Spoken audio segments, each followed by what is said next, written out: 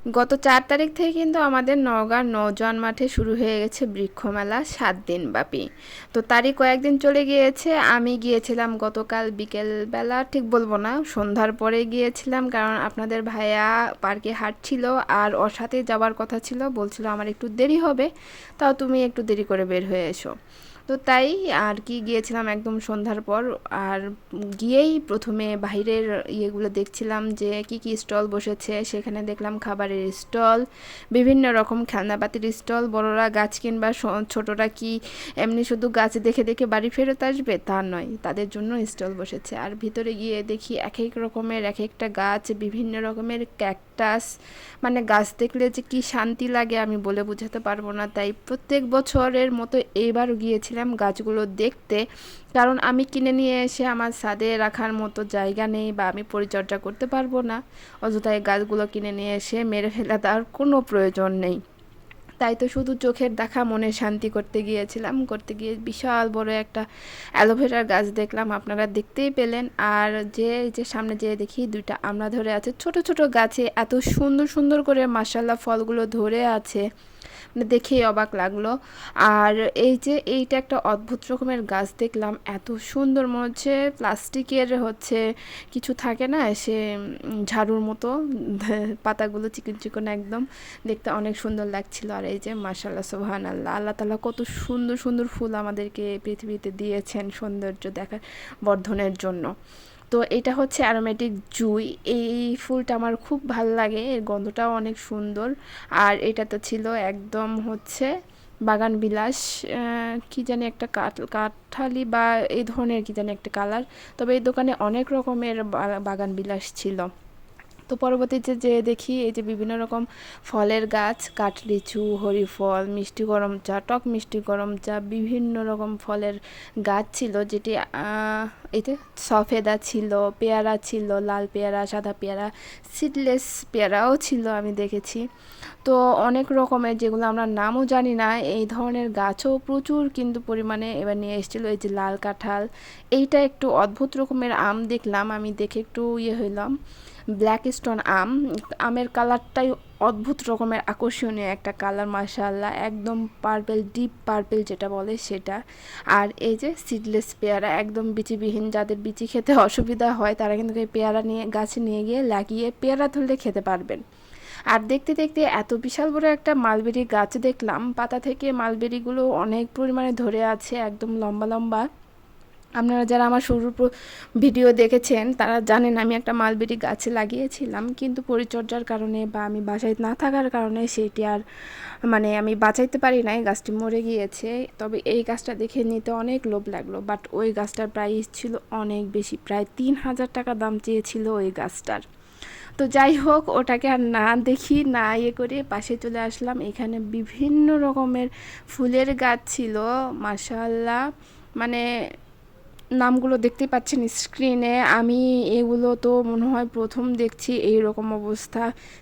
কিছু কিছু গাছ ছিল বা ফুলের নাম ছিল আমি কখনো দেখি নাই বা শুনিও নাই।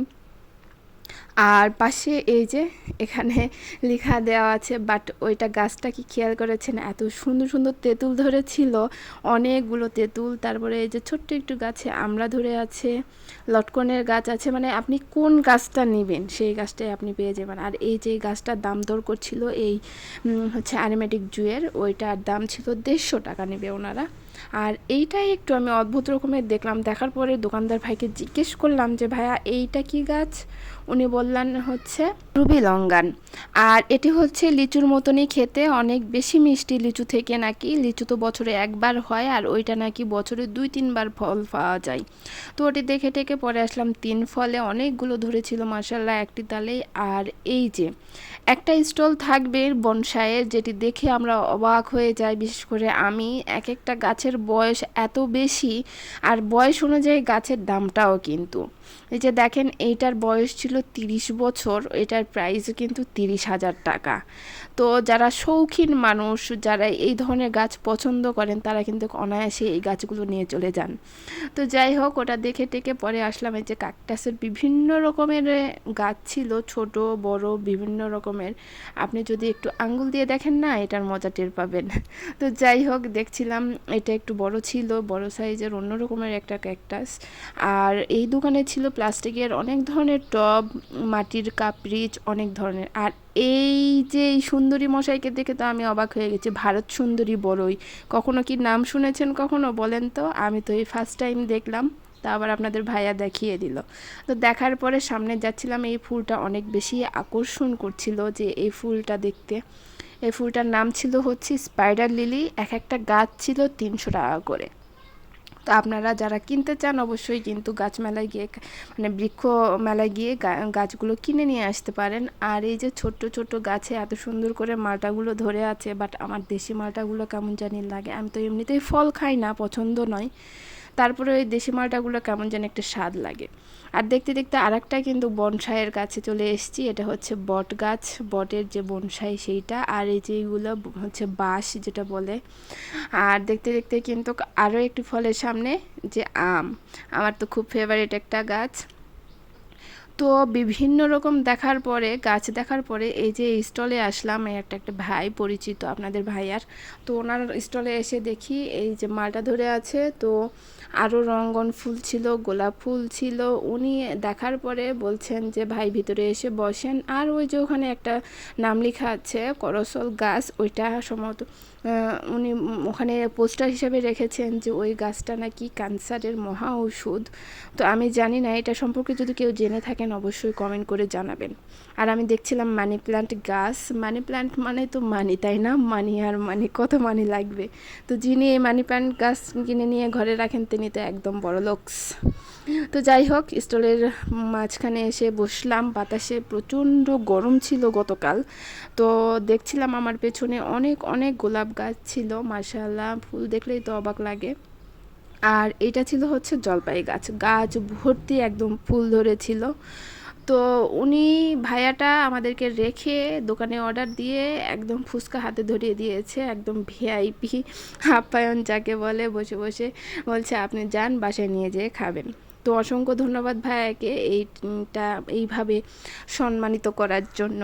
তো যাই হোক, পরবর্তীতে কিন্তু আবারও বাইরে চলে এসেছি। এসে দেখি একদম কালারফুল পান। তো পান দেখলে কিন্তু আমাদের একটা ফ্রেন্ডের কথা মনে পড়ে। ও এত পরিমাণে পান খায় যে মানে ভাত না হলেও চলবে, ওর পান থাকা চাই। তো সেই পার্টটুকে এবার আসলাম আমার ফেভারিট একটা স্টলে, মিষ্টির স্টলে। তো যাই হোক, আজকে এ পর্যন্তই। আপনারা কিন্তু যে ঘুরে ঘুরে আসতে পারেন বৃক্ষমেলা থেকে। আপনাদের কেমন লাগলো অবশ্যই কমেন্ট করে জানাবেন।